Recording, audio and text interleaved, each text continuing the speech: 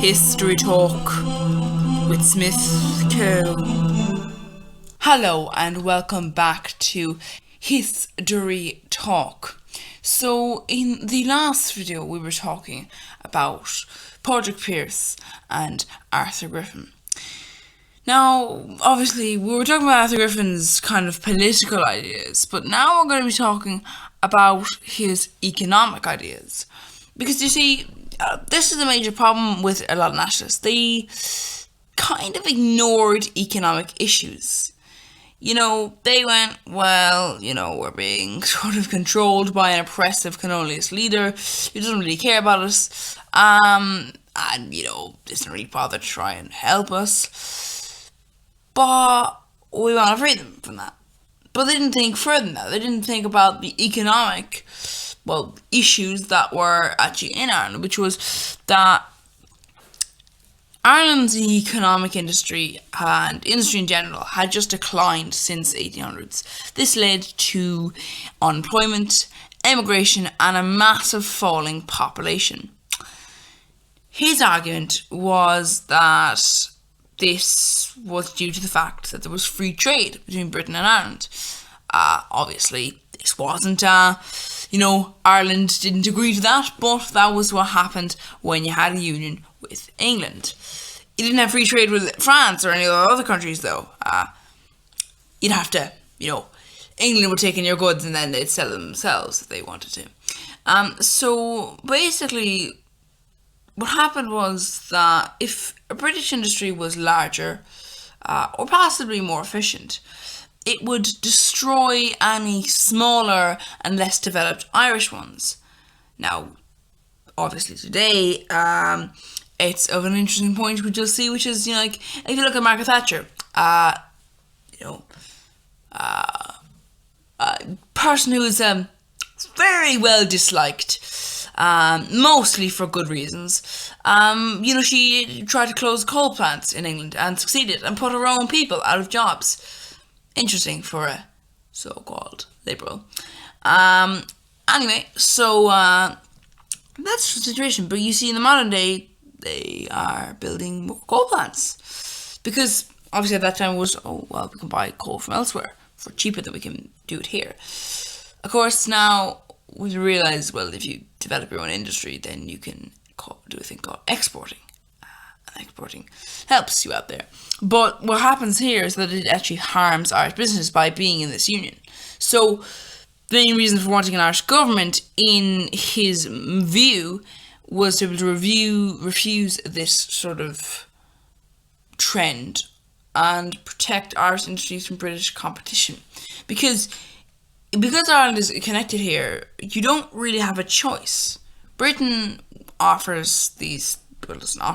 gives the services that the Irish need to give the British thing that they want, which is, products, services, and there's no real way to buy Irish because there's no money, and there's, no way of, having a contract with government when, you have no way of having the situation. So British competition, there's no real way of avoiding it without actually removing the British government. So Griffith's economic ideas were very popular with smaller businessmen. However, the thing is, while the majority of businesses are very small and, they are in need of this sort of thing, the problem is that it's all well and good when you support small businesses, but unless you're already a powerful figure, that can be deeply flawed. Because not all Irish industries in the 1900s were small and inefficient. For example, Guinness is a business that was in Northern Ireland, or at the time, Ireland.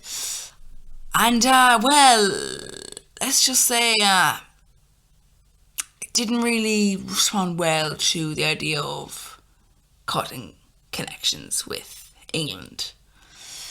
Same with Jacobs and Belfast shipyards. Now, these were very successful. these were more successful than many British businesses, and they were actually amongst the best in the world.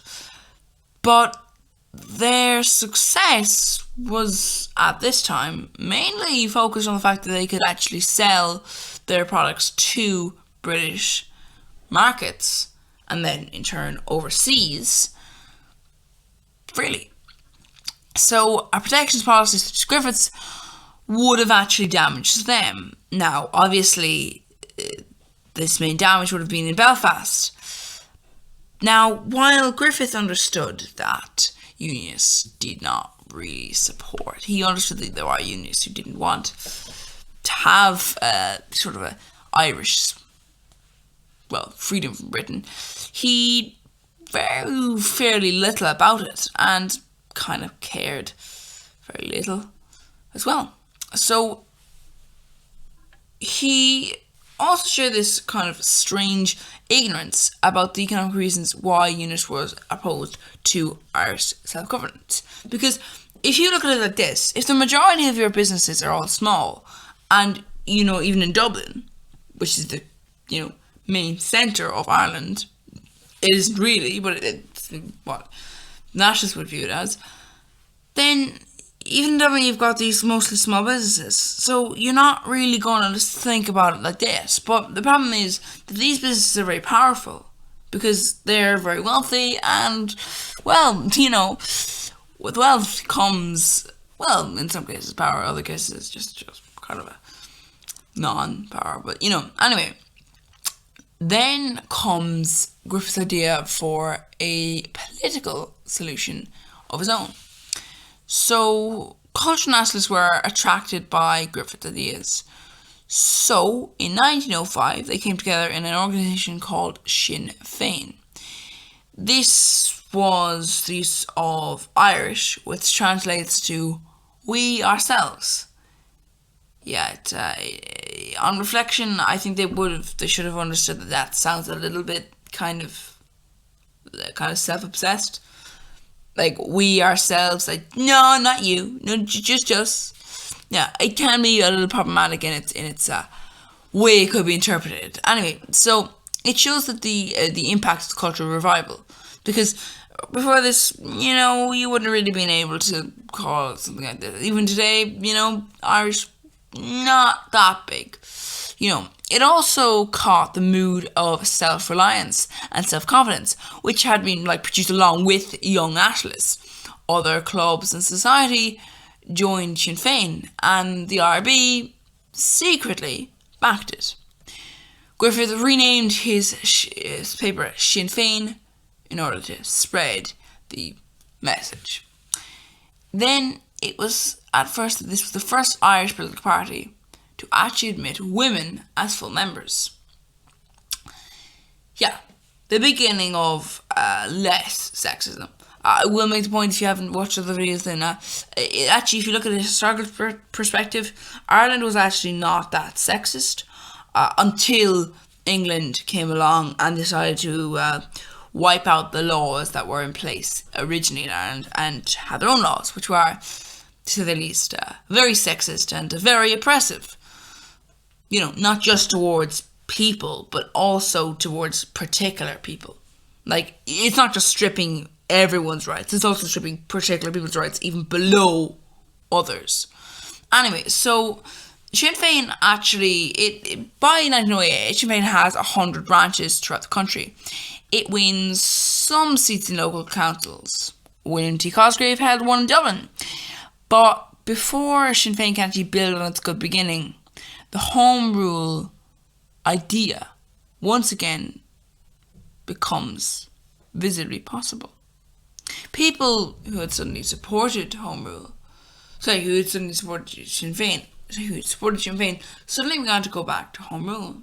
At the same time, more active members of the IRB grew contemptuous of Griffith's opposition to violence. So they decided to set up their own paper, Irish Freedom, which, took away many of Griffith's readers. As a result, Sinn Féin almost disappeared as a political party, but Griffith would not give up. Over the next few years, he went on preaching his ideas and to a party in a different world. obviously, while the Sinn Féin party might have been dead, the Sinn Féin name still hung around in people's minds. Now, people used it as a catch-all term to describe active Gaelic leaguers in the nationalists and even those suspected of being in the RB. When the 1916 Rising breaks out, and, no one knows which particular group starts it, they start to call it the Sinn Féin Rebellion, even though Griffins is no way involved. And they start to call them involved Sinn Féiners. That fact becomes massive later on to Griffith and his party. So the difference, though, between Sinn Féin at this time is important, because Home Rule meant this: the British King was head of state, the British Parliament had power over most taxation, and they also had the ability to stop any Irish law it wanted to. So they obviously would make the decisions of the laws, but if they went over and looked at the law and said, nah, we don't like that, they could stop at any moment. It also meant the British government had total control over foreign policy. This was overseas trade, war, and, peace in the flip side.